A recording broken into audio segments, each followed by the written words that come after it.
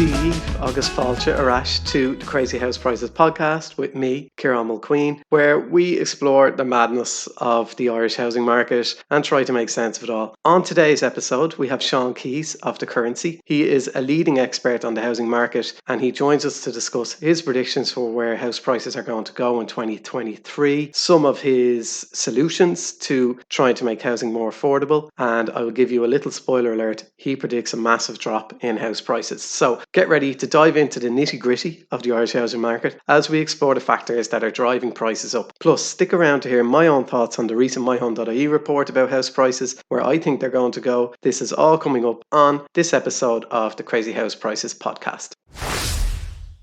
I'm going to pause the podcast for a second because I want to talk to you about a company called Financial Planning Matters. Their website is fpms.ie. This is a company that I know very well and the team behind it are fantastic. It's a small Irish company that believes that financial planning should be accessible, easy to understand and affordable for everyone. That's why they offer personalised financial advice that's tailored to your unique needs and goals. Their team of expert financial planners will look at your current financial situation and develop a personalised strategy to give you a roadmap to achieve your financial goals. It's not just about setting up a pension or investing your money. They'll consider all aspects of your finances to help you get to where you want to be. So that could be saving for your deposit. It could be knowing where to invest your children's allowance. It could be maybe you have loads of money and you want to know what to do with it. So their customer service is incredible. I've been using them for over a year now and I cannot recommend them enough. So check out fpms.ie.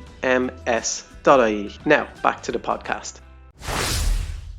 Now, today on the podcast, I have Seán Keys of The Currency, who has very kindly agreed to come on and have a chat with us about house prices and about maybe potential solutions to the housing crisis. So you're very welcome, Seán. Thanks for having me on. My pleasure. I suppose if you want to kind of tell people a little bit about you, your interest in housing, kind of like, you know, around the pub talk that you would, if someone asks you what do you do, that you could tell them in under a minute. I'm probably one of the least qualified on paper people to talk about housing. I'm basically just a punter. You know, my background is I'm studied economics, I suppose, and I did some more economics after university. So that's kind of the starting point and the way I tend to interpret and see these things. But then, like in my life, then I just went off and was working in financial journalism and writing, working kind of focused on investment and companies and things like that. Yeah, you know, my first love has always been, you know, policy and also cities and what makes cities work well. So, you know, moved back to Ireland 5 years ago and it's all about housing ever since. And that's kind of been a big kind of interest and focus of mine. So I just sprout off on it on Twitter and get into arguments and stuff. So that's my main qualification. Yeah, well, look, you're far more qualified than I am, and all I do is talk about housing. So I think it's one of those things, like as a nation, where we've always been obsessed with property and home ownership, I guess, and that's maybe a hangover from a fair few centuries of not being able to own our own home. So I think the entire nation are kind of gripped by house prices, and that's why it's such a, you know, popular topic, I suppose. But I guess the first kind of question I would have is, where do you see house prices going in 2023? Because that is by far the most common question I am asked, and my answer is always the same. I have no idea. But I think, you know, people don't like that answer, and they do always want a little guess or a small prediction. And I think I kind of predicted during the start of kind of the COVID thing, I was like, oh, well, like, I mean, we're all waiting on house prices to come down a little bit, so surely this will be it. And I couldn't have been more wrong. So I'm always very skeptical about, you know, getting too into one side or the other, or where things are going to go. But I guess my prediction would be that they may go up a little bit next year or this year, 2023, because there's literally nothing available to buy. So that would be my guess. But what are your thoughts on it? Okay, well, I'm going to give the people what they want, and I'm going to give a specific prediction. Right, and my prediction is that house prices are going to fall by 14%, and the reason where I get that number is, so the ESRI did some research on this, and they have a kind of they use sort of a workhorse model, which is like, a very commonly used model for estimating house prices, which is used all over the world, and it's got like four inputs. And so they've been using this model for a long time to track house prices in Ireland, and it's got a pretty good track record. It stays reasonably close to actual market prices that you see, people actually, that you actually observe. So anyway, according to that model, house prices in Ireland are currently 7% overvalued. And then in addition to that, we all know interest rates are changing. And one of the big inputs into that model, one of the four inputs, are interest rates. And if you input the kind of forecast interest rate for next year into that model, you get a further 7% reduction in house prices. So if you take the model's basic assumption that 7% overvalued, and then you add in an extra 7% for like where the forecasts of interest rates are headed, you get to 14% overvalued. So yeah, I mean, look, it's 14% is no joke. Like it'd be like, depends on what part of the country you're in, but like it'd be kind of 300, 20 or 30 grand of the price of a house. But it's obviously there's a couple of, I'm not going to put my neck on the line totally. This is all the ESRI's model. I'm Yeah, just yeah. delivering the bad news, but that's what it would be. But like, as I said, if it's 20 or 30 grand, that would be bad. But you have to look at the rest of the world, and in those places, interest rates are going up far, far more than they are in Ireland. In the UK and in the US, they're looking at sort of 7% interest rates, where we might be looking at like mortgage interest rates of 3%, 4%. So yeah, it'll have that impact here. Not good, but it'll probably be worse in other parts of the world. Yeah, well, depending on which side you're looking at it, I think a lot of people listening to this will probably be very welcoming of a 14% drop in price. And I think what I always say is like the value of your house or the house price only really matters on 2 days, and that's the day you buy it and the day you sell it. So Yeah. for most people, if they're looking at it as a home rather than an investment and they plan on staying in it, for a long time, well, then a drop by 14% next year won't really mean anything to them Mm, after 10, 15 years because, yeah. I mean, historically, house prices always go up. And I know from historically a normal functioning housing market, usually for every 1% of an interest rate rise, house prices tend to fall by 10%. But I think what leaves Ireland as a bit of an outlier is the fact that kind of since 2017, there have only been in and around 6 to 6,500 new build homes available for URI to buy on the open market. Everything else is kind of, the state are buying up a lot or building a lot. There's just not a whole lot of supply there for people to actually buy. And that would be kind of my Yeah. worry as to how do we see prices come down, because there's just so little to buy. And then even that's on the new home side, that's such a small amount available. But then if you're looking at, say, existing stock, but even there, you're competing against councils a lot now, more so than even investment funds or anything like that. It's mostly the council buying up a lot of these homes, and that's taken away from existing stocks. So I Yeah. saw that ESRI thing as well. So it'd be interesting, I guess, to see where it goes. But like, what would you say about that issue with supply? Well, just firstly though, like interest rates are annoying because when interest rates go up, it doesn't really benefit anybody. Like, even though, so that model is forecasting that higher interest rates would drive prices down by 7%, and you might say that's good for people who are buying a house, but it's not really, because like the way it's driving house prices down is by kind of taking money out of buyers' pockets, Yeah. by reducing their firepower for buying. So it's like it's kind of a wash. Like, where it's the house prices being 7% overvalued and the prospect of them falling back a bit, that would be good for buyers. In terms of supply, yeah, I mean, like, that's the big thing. Like, my big theory of housing is like, okay, in every country, housing is a very complex market, because in every country, housing is quite regulated. The government's very active. It builds bits and pieces, and so it's different in every place, and it's complex in every different place. And so when you're looking around the world to see like what works and what doesn't, I think there is a natural tendency to look at the specific policies that they have in these places, and you say, you go to France, or you go to Austria, or wherever, Singapore, whatever it is your favorite, and you can find like, oh yeah, they have a system where 30 the government funds the home 30% 50% of the equity of a home, they borrow the rest, and there's a trust, and then they limit the rent, they cap the rent at a certain level, and you get really deep into the weeds, and as I said, every country is different. And I think that's sort of missing the wood from the trees, where the overarching thing that works in all these different systems that can be very, very differently set up is the ones that manage to deliver tons of homes are Mm. fine. And so like it can be a system, places that can be very, very different, like, somewhere like Texas, Houston, Texas, total free market air place where they have very little zoning and it's kind of a free for all, or Helsinki or Japan or Vienna, all these very, very different places, very different models. They're places where their housing system works quite well. And the way that they all achieve it is just by supply, by like figuring out how to build tons of homes. And whether the government does it in Vienna and the private sector does it in Houston, but what they have in common is loads and loads of homes. And once you've got that, the rest is kind of detail. So Yeah. that's basically where I come from. It's just like what we can do to build more homes, whether it's private builders or the state, just getting more and more homes built.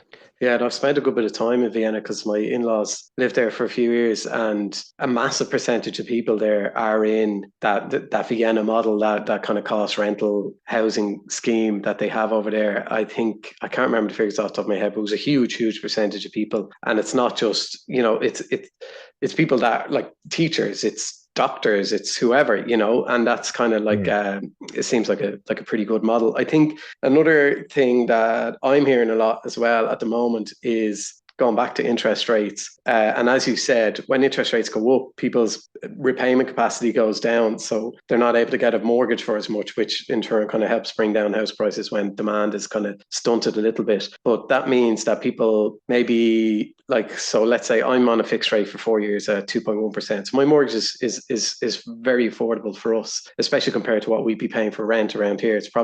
We'd probably be paying well over double what we're paying on our mortgage to rent the same home around here, if you could find one. But what I suppose when interest rates go up, what will happen is people will be paying a much higher mortgage, even though they've borrowed less than I have. So a monthly repayment. So one thing I'm hearing a lot now is about this kind of increase for first-time buyers this January, where they can borrow up to 4 times their income. And I guess my thoughts on that is, well, it's only first-time buyers, so it's not everyone, and then it's also Mm. it's that's the max they can borrow without getting an exception, but that doesn't necessarily mean you're automatically going to qualify for 4 times, because again, it'll come Yeah. down to your own individual circumstances, your repayment capacity, and Yeah. all that. So I don't think that's going to have as much of an impact as people think it will in terms of Mm. inflating house prices. But well, kind of like what are your thoughts on that kind of the Yeah, it's new? it's it's an interesting one, like that, the idea of allowing borrowers to borrow more. And so firstly, the central bank has been hostile to this for their own reasons, because they are worried about financial stability and they don't want the banks to go bust again. Fair enough. So that's their motivation. And whenever there's been talk about loosening those rules and allowing people to borrow more, like the first objection is always like, oh, it'll just mean higher house prices. Like that won't result in more homes. It'll just increase house prices. Yeah. And that's not exactly true. Like it's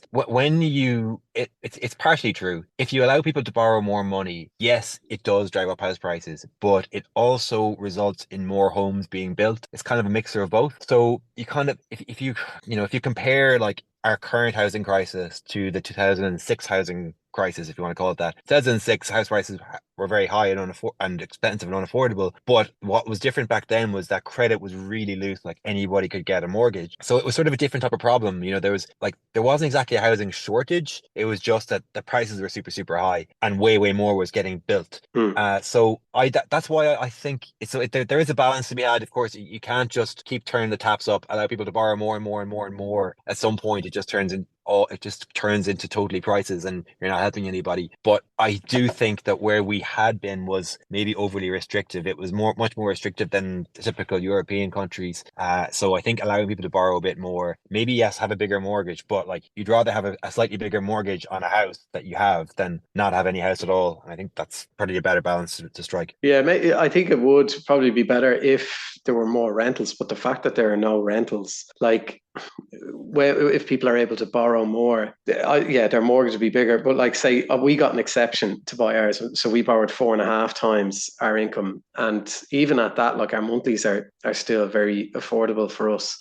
Just because we had no other outgoings. Like we've no, well, we have a little small car loan, but we've no kind of, we didn't have childcare fees at the time. We will do in September, but I guess when there is an adding fuel to demand, when there's nothing really being built, I think that's people's worry with adding to borrowing. But then the other side of it is, as you said, we are more restrictive than other countries have been in terms of our central bank and their lending limits. But my argument would be that has saved us because our house prices actually haven't gone up as much as a lot of other cities and a lot of other countries. And I think that is down to the fact that we've kind of been saved from ourselves a little bit, like we weren't in 2007, 2008, when people were going to the pub and then leaving the pub after having buying a house as well as a pint. Yeah, yeah, So yeah, yeah, that yeah. would be my argument that, we haven't got our house prices, although they have gone up. But if you look at other cities or other countries, like say in Canada or whatever, and they've tried to tackle it since, and Australia, Mm. ours haven't gone up as much because people haven't been able to borrow as much. Yeah, look, it's a subtle issue. Like, obviously at one extreme you've got Ireland back in the day, or maybe or maybe Canada today, Mm, where it's just all, or yeah, it's just where the credit has gone into prices without stimulating demand or supply much. Yeah, and then there's the financial stability side of it. Yeah, it's complex, but I mean, I think it's you could. I'm sure the central bank could make a very strong argument for keeping it the way they did. But like, yeah, I mean, the conversation keeps coming back to rentals in the background. It's mm, like what your rent would be, what can you yeah. save, what would you be spending otherwise. And I think that's the other big mistake that we make in Ireland. Like rents, first time buyers have a place in the national, in everyone's heart. Maybe going back to what you said before about our history, Yeah, and home ownership is the dream, and it's the policy of most of the major parties. And well, so they say. what yes, well they do. I mean, but they do. But like, what it means is that renters get screwed essentially. Like it's a policy that anything, if that renters come second, any kind of new supply must be for buyers. And if an institutional investor wanted to build 500 apartments, they are like that would help renters. It would lower rents. But the argument is like, oh, it's unaffordable, or that they should be for buyers. If the investor is applying to build 500 apartments somewhere, invariably the objection is, well, they shouldn't be for renters, they should be for buyers. And like that's just taken as a fact, taken as a given. And it's not helpful, I think. I think from what I see on my page, very often there's a massive phobia about buying apartments in Ireland for whatever reason. There's a fear of dodgy management fees. There's a fear of the build quality of the apartments, which I mean, we're seeing in the news at the moment with the 100% redress for the Celtic Tiger builds and the state that the apartments were built. But I think obviously now with more regulation and stuff, it's just something I've noticed on my page is that people are just really afraid of buying apartments because they generally have Yeah, historically kind of a lot of issues. yeah, And then we kind of, I don't know, maybe we're all brought up with this kind of idea of a house, your three bed semi D, like whether that's in the middle of Dublin City or whether that's in rural Ireland, like that's just kind of where our yeah, heads tend to go, and that's where what has driven a lot of policy over in the past. But I'm yeah, looking around me here out my window and I see nothing but cranes because I'm in Dublin 8 and there's a lot being built. But as you said, there's nothing being built for people to buy. And the apartment thing, the developers will say that it's not viable for them to build to buy because people won't spend nearly 500,000 on a two-bed apartment. well, yeah. I mean, it costs. Is it very, very slightly more or less? I'm not sure. It's basically it's almost the same price to buy an apartment as it is to buy a home. So To people build. so people choose the home to build. Excuse me, to Yeah, build. Yeah, yeah, yeah, to yeah. build. So people choose to buy the build the people choose to buy the homes, and builders understand that and they don't build them. But I mean, like, the reason that these things are so lucrative, like stuff like co-living or studios or rentals, all these sort of these types of accommodation that are like quite unpopular among the general public. The reason they're so lucrative is because there's a massive shortage of them relative to other types of homes. Like we have tons of 3-bed homes and things, relatively in our housing stock. And like you're saying that you're looking at your window and all it's being built as apartments, but like there's still like massive. If you looked at the overall, the stock of houses versus apartments in Dublin City or all around Ireland, it's way out of line with the rest of Europe. We're way short of apartments, so that's why developers are building loads of them. That's why they're the first ones they go to, Yeah. and like that's going to have to go on for like decades really to catch up just to have enough apartments to fulfill. And And in fact, a lot of the stuff being built around me is actually the student accommodation and hotels. There's actually not a whole lot of apartments. It's mostly hotels, student accommodation. And even the student accommodation, they're looking at, I think I was looking at the website, it was like €1,800 a month for a student wow. apartment. Now there's very few Irish people in there from listening to the accents around the place, that a lot of Americans and stuff. But I guess that's where we're at. I think people listening to this kind of probably have a very fairly good idea as to why we are where we are in terms of house prices. And again, it always kind of comes back to a lack of supply. But I guess moving on from that and looking towards what you think we could do to try and make housing, whether that's apartments or houses, but try to make homes more affordable for people. Hmm. What would be your ideas on that? I always go to planning. I'll just go to that first. I mean, like I was looking at just to put some numbers on it. There's a crowd called Turner and Townsend, and what they do, their consultancy, they're international, and what they do is they come up with really detailed estimates of how much it costs to build things in different cities around the world. And I think it's just to help inform developers. If you're a big global developer and you're like, oh look, a hotel can yield this much per year. How much it'll cost me to build one in Dublin? Would the numbers work out? That's what they do. So anyway, they have in Europe, Dublin is one of the 4 cities that they go into detail on. And take houses, they look at all different types of construction, from schools to houses and residential and commercial and all the rest of it. But like a row house, a townhouse costs 32% more to build in Dublin than it does in like Paris, Munich, or Amsterdam, or kind of an average of those cities. So it's more expensive to build here. So that's a huge problem. And so then it's like, why is that? And the other thing that they do is they look at the inputs into those buildings. So it looks at 10 different types of labor costs, 10 different types of rebar and concrete, cement blocks, wood, all the rest of it. And when you look on that side, Dublin in its wages and also in its materials are the same as European countries. And if you look at margins, they're the same as in European countries, and then preliminaries are the same as in European countries. And as you go down the list, all the inputs are roughly the same as other European countries, but it still comes out as being 32% more expensive. I'm And going to like one guess of the that's only down to. I'm going to guess it's down to land value. Well, no, not really. No, this is Oh, this is only looking at the land is irrelevant. This is only looking at the built. construction Okay, costs yeah, that go yeah, into yeah, it. yeah. So that's one of the only things that aren't captured really are like productivity, which is like, our Irish builders just bad at their job for some reason. Are they 32% worse at building stuff than other countries? And the other one is planning. And like I'm thinking planning has got to be a big factor in it. There's planning in our country. It's very uncertain. We basically have a system where the planners have a massive amount of discretion. That like the zone, the city plans themselves are quite flexible, and then so you don't know exactly what's going to be allowed in a given area. On paper, there's a very wide range of things that can be allowed, but it's really hard to know in advance what will be allowed. So that it results in like you get this, like, say this, maybe not now, but a year or two ago, you would have had like a 50% uplift in the value of the land you bought once you had planning permission. Yeah, So yeah. you might spend a couple of years getting that permission. You don't know it's a kind of a toss of a coin. What way is it going to go? Once you get it, your land is 50% more valuable. Hmm. So yeah, our planning system, it's unusual by international standards. The other country in the world that it most resembles is the UK's. The Yeah. UK and Ireland both have terrible housing outcomes. We both deliver far fewer homes than are needed, especially in the places where they're needed. We both have this really uncertain system.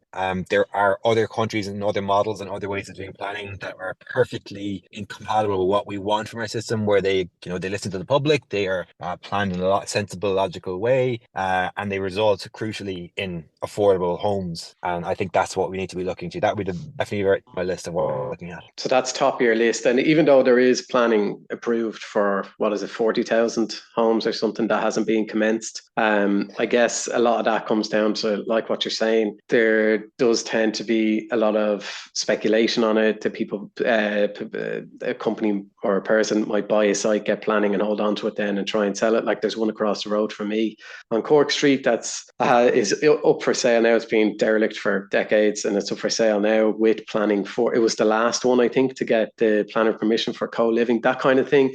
And then also just the costs, I think, is delaying a lot of developers from actually commencing those 40,000 homes. Yeah. So that would be top of I your think list. I think like that argument gets it's up a lot. It's kind of it makes sense at first, but it really falls apart when you think about it for a while. So there's like 80 or 90,000 unused planning permissions in Ireland. So the argument is put forward that like that shows that planning can't be the bottleneck because you've got loads of unused planning permissions. But if you think about it, right, firstly, that there has to be more permissions than there are actual than there are developed homes because you can't build without permission. So it's going to have to be a positive number. It'll have to be some number. So then it's going to have to be greater than one. So what's it going to be? And if you take those 80,000, like maybe so let's say some of them are just pure speculation. Some of them are with the planning rules have been changing reasonably often year to year. Maybe people are reapplying and getting new permission. Some of them they'll be on site and they'll be working away. Some of them the site will be encumbered for some reason. Whatever. There's that you can slice up that 80,000 however you want Mm. in that among those. But what you're not seeing then is like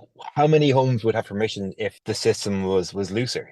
If they think of like say Johnny Ronan applied to build a really tall residential tower in Docklands and he got shot down because the city planners didn't approve of it. Like if city planners were more liberal, you would have far more applications than we see at the moment. There's this huge unseen sort of quantity of schemes that would be viable and would be good, but they are from even being applied. If the 80,000 doesn't capture any of those, and then the 80,000 number itself is implausible for me, or contestable. Okay. What would be next on your list then of things that the government could do to try and make homes more affordable?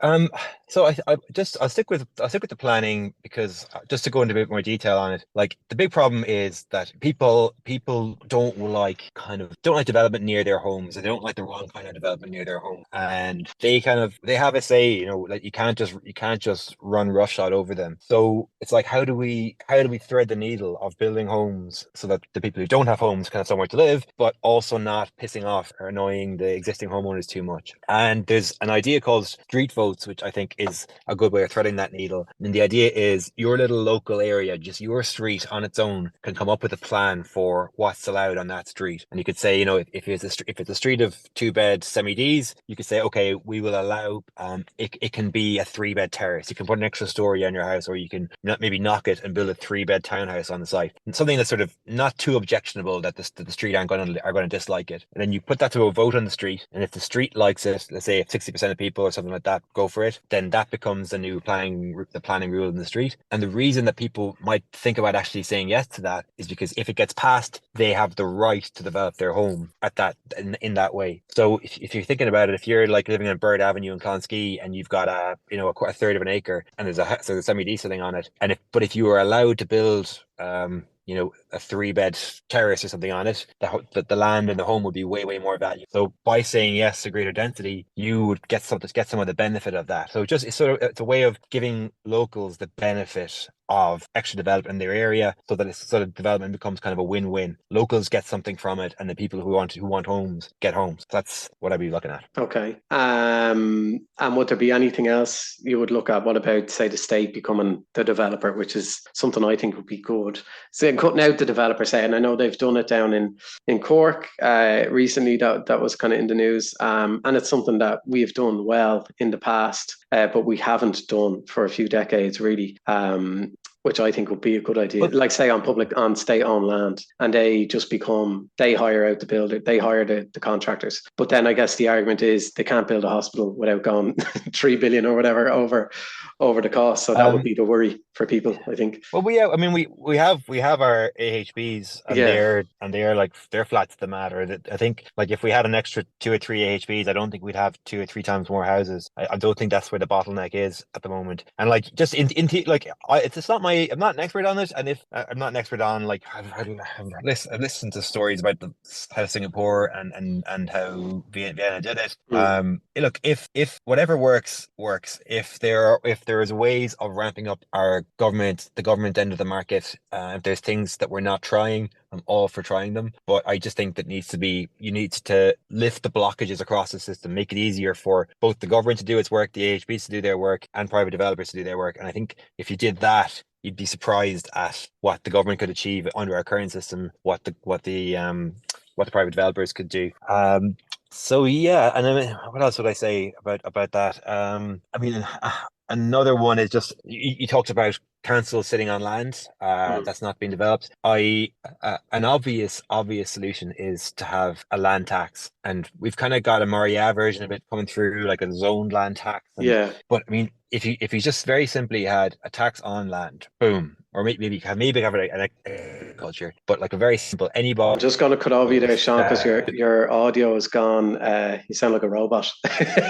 But I think oh right, hang on a second. what you're getting at Will I try is that? Will I? Do that's okay. Yeah, I can hear you you now. want to But try? Will I try it again? no, you're okay. Yeah, so you're talking about a site value tax, basically, and maybe upping, say, the vacant home tax that's coming in, and maybe change that to a vacant site tax or an unused site tax. Yeah, so they have the zone land tax, the vacant site tax, but like those they don't really attack the problem as the way it should be attacked. I don't think they Yeah, miss on like derelict properties. They miss all of the like wasted land that we have. Like the state, let's say you're talking about councils and state bodies sitting on land, like yeah, they should be paying tax to people with large gardens that they don't need. Like all the ways that we're wasteful in this country about land, a tax on land would make people rethink it and make people think more carefully about is it being put to the highest and best possible use. Now the problem with that with the land tax is it's the politics are terrible. yeah. The right wing parties won't do it because they're the parties of homeowners. Even our left wing parties, even Sinn Féin, won't do it because they know the politics are bad. So it's sort of one of these ones that economists like to trot out, but like it doesn't really happen very often in real life because they're so unpopular. Yeah, that makes sense. And I'd agree with you on that one. Okay, well, look, we're running out of time, and I know you've young children you need to get back to, as do I. But I really appreciate you coming on, Sean, and giving us your insights into the housing market. And thanks so much. Brilliant. Thanks, Kieran. Enjoyed it. Hi, I am just going to pause the podcast for a second to talk to you about some sponsors of the Crazy House Prices podcast. This episode is sponsored by Daft.ie. Daft is Ireland's #1 property portal. Daft has the most properties available for sale and rent and is the preferred national property website amongst consumers in Ireland. So Daft.ie's core vision is to make buying, selling and renting property better for everyone in Ireland. So Daft's mission is to simplify each step of every property transaction in the Irish market to make buying, selling and renting in Ireland simple. That's why Daft.ie build innovative tools like Offers by Daft, an online real-time offers platform that provides never before seen transparency for the Irish consumer when buying a home. Are you looking to buy? Maximise your chances of finding your dream home by visiting Daft.ie, Ireland's #1 property website. So a great chat with Sean there of the currency, some really interesting points. I will link the ESRI report that he was speaking about in I think they're called the show notes, whatever, underneath here if you go to the description of the podcast. So I guess my own thoughts on it is these reports are all great, and I'm going to talk about the myhome.ie report. There's a lot of data, a lot of stats, but the main issue I see is the same issue that everybody talks about, and that is a massive lack of supply. There is just so few homes for people that we can buy, you or I, let's say, because we're competing against the state in a lot of cases, we're competing against councils, we're competing against investor funds and all of that. So I just don't know if I see prices coming down by much. And I know, like, if you're listening to this and you're probably following my page, that's what you're hoping for. And even me, as somebody who's just bought a house, that's what I'm hoping for as well, because it's just ridiculously unaffordable for people at the moment. But I just just can't see prices coming down because there's such a shortage of supply. Now, some people are saying with the newest changes to the mortgage lending rules, if you're not sure about those, basically in a nutshell, if you're a first time buyer, you're able to now borrow up to 4 times your gross income, and as a subsequent or a second time buyer, you can borrow the same. It's 3.5 times your income. However, the change is also for second time or subsequent time buyers is you no longer need a 20% deposit. A 10% deposit is fine, which I think is a great change. However, first time buyers being able to borrow up to 4 times their gross income, I just don't know if that's going to have a massive impact because of interest rates going up. It's going to be much more difficult to qualify for that extra half of your gross income. So I don't know. I tend to leave this to the experts in terms of making proper predictions, but I know people ask me all the time for this even. So there's the caveat that I am not qualified in anything to do with economics or any of this stuff, but you're always asking for my opinion, and I'm going to give you that. I just don't think they're going to come down a lot. I also don't think they're going to go up a whole lot either, not more than inflation anyway. So I'm kind of predicting prices will stay in and around the same, maybe drop a little bit in some places, maybe go up a little bit in some places, but I'm hoping that we don't see massive increases that we have seen over the last couple of years. And that would be my prediction. I know there's a worry. People always get worried about negative equity. And the way I think about that is, as somebody who has just bought a home at peak prices and renovated a home at peak prices when it comes to renovations, like it makes no odds to me what this house is worth that I'm sitting in right now. I don't care. It's my home. It's not an investment. So, and I know people will always say, well, when you buy your home, it is an investment. But like, I don't look at it like that. I look at it as I have to live somewhere. So the option is to either pay rent at the highest rents in history, or have your own home and pay off your own mortgage rather than someone else's. So the whole idea of negative equity, it doesn't matter to me, to be honest, because we plan on staying here for as long as we can, hopefully forever, if we don't grow out of the house, but we shouldn't do. So we should be okay. So that's kind of my thoughts on it. I think negative equity only really impacts you on the day you're selling. So if you're looking to stay in a home long term, well, then I just think it's a no-brainer. Even if prices are high or whatever, it's a no-brainer to just buy your own home, because the alternative is to rent at ridiculous prices. So that would be my thoughts on it. And if you're trying to predict house prices or play the market, it's just an impossible game. So just don't it doesn't matter what your neighbor paid, if they paid more, if they paid less. If you can afford the home, you love the home, the repayments are comfortable for you, well then, in my opinion, it's a no-brainer. So let's talk about the myhome.ie report. They regard it as a year of two halves for the property market, as price inflation slows marginally. Rising interest rates, affordability concerns, and overall economic inflation are set to temper skyrocketing demand. Minor house price falls are a possibility, but mortgage lending rules mean a Celtic Tiger crash is unlikely. What they mean by that is the central bank lending rules, even though they're restricted to 4 times now for first time buyers, I agree with this. I think they have saved us over the last few years because we haven't been able to borrow 5, 6, 7 times your income. Then also the cost of living concerns and rising interest rates are set to cool the skyrocketing demand for property, leading to a year of two halves for the market, as they say, according to the latest quarterly house price report from My Home. Now, they look at asking prices, and my issue with that is we really need to be looking at selling prices. Asking prices, like, I know that they have to do valuations and stuff, but some asking prices are ridiculously low and some asking prices are ridiculously high. But they're saying they rose 10.9% annually, but that's looking at last year. I think the main thing we will see will be in the CSO release, but that won't be showing what's happening now. Probably won't come up until March or April next year, because if you think about people that are being sale agreed over the last month or so, it takes a few months, 3 to 6 months really, kind of for that sale to go through, and then it takes another month or so or 2 months for the CSO to do those stats and deliver that report. So we're kind of looking at around of a 6-month delay in terms of what's happening now before we actually know and see that in statistics and in figures. So all these CSO releases are kind of, you're looking at around, at least anyway, 6 months post when people are actually going sale agreed. So we won't know for a little while, and that's where these kind of predictions can be a little bit pointless, especially when we're talking about asking prices like they are in the My Home report. But they say anyway, the median asking price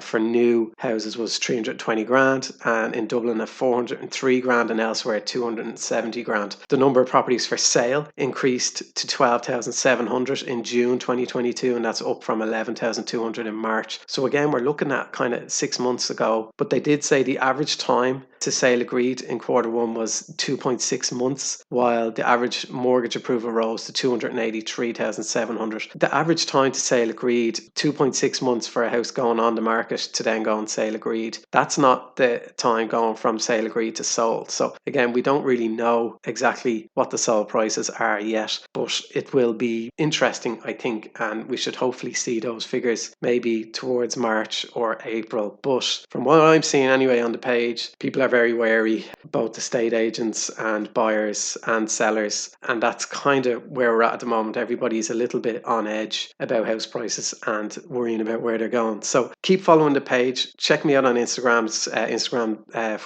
/ crazy. If you just type in crazy in your search bar on Instagram, I'm probably the first thing that comes up, and I'm on Twitter as well. And as I said, I will tag Seán Keys, his Twitter handle, in the description and the ESRI report. So thank you to Seán again for coming on today, and thank you to the sponsors of the podcast, fpms.ie and daft.ie, and also a massive thank you to my patrons. This is the lovely thing about having sponsors and having patrons, because it means I can continue to produce this content for free for everybody to enjoy, and it's paid for by others. So if you want to be one of those people that joins the Patreon to support the page and support the podcast, you can jump over to patreon.com/crazyhouseprices, and over there I have a load of extra content. There's about 60 other podcasts. I do Q&As. I could put up houses there that I don't really want to advertise to 90,000 people on Instagram. Not advertise, I'm not getting paid to put them up, but just houses I find that are good value. So you can check that out over on Patreon if you want. If not, don't worry about it, because the companies that sponsor me and the other patrons pay for it, so you can enjoy it for free. So thank you for listening, and I hope you have a wonderful day. Agus slán go fóill.